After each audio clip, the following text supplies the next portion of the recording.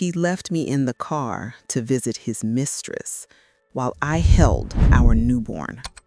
He took me on a date. It was supposed to be our reconciliation date.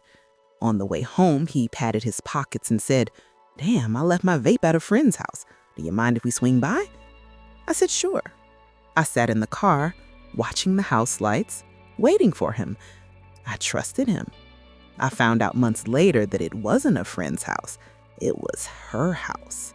He left me and our baby in the car so he could go inside and kiss his mistress. That is the level of cruelty I was living with. Let's call him Mark. We'd been together for 5 years. I thought he was my soulmate. But the mask slipped when I got pregnant in 2022. He wasn't excited. He was cold.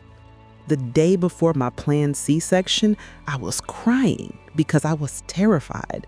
Instead of comforting me, he yelled at me because I didn't want his loud siblings visiting immediately after the surgery. He made me cry myself to sleep the night before I became a mother. That should have been my first sign. When I was 3 months postpartum, living in a haze of sleepless nights and breastfeeding every 2 hours, Mark betrayed me in the worst way possible.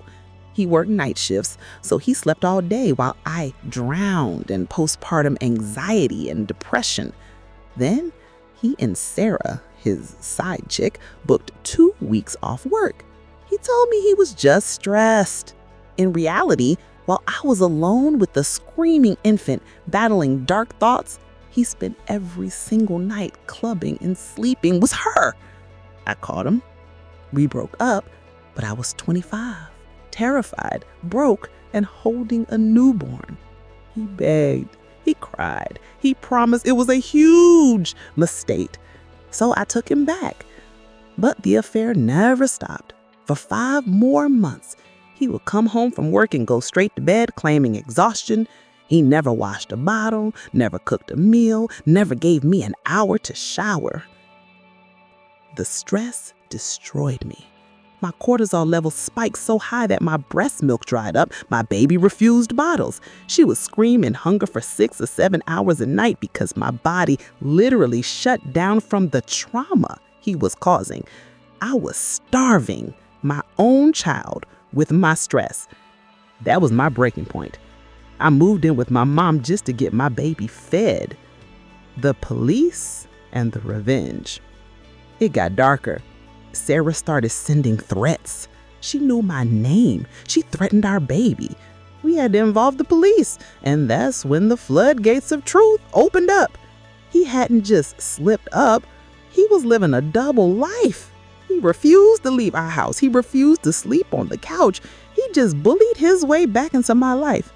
So I made a choice. If loyalty meant nothing to him, it meant nothing to me. I met someone. Let's call him Leo. Leo was incredible. For the first time in years, a man asked for my consent. He asked how I felt. He treated me like a human being. I cheated on Mark with Leo, and I don't regret it. Not for a second. It showed me what I was missing. It showed me that I was settling for a monster.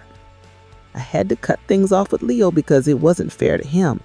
I'm still technically with Mark, but only on paper. I'm building my exit plan. I'm saving every penny. I look at Mark now and I don't see a partner. I see the man who forced me into an abortion in the past, and then he yelled at me for not wanting to go to a buffet the next day. I see a selfish, empty shell. I'm picking up the pieces. And soon, very soon, the only thing he'll have left of me is the dust of my tires as I drive away for good.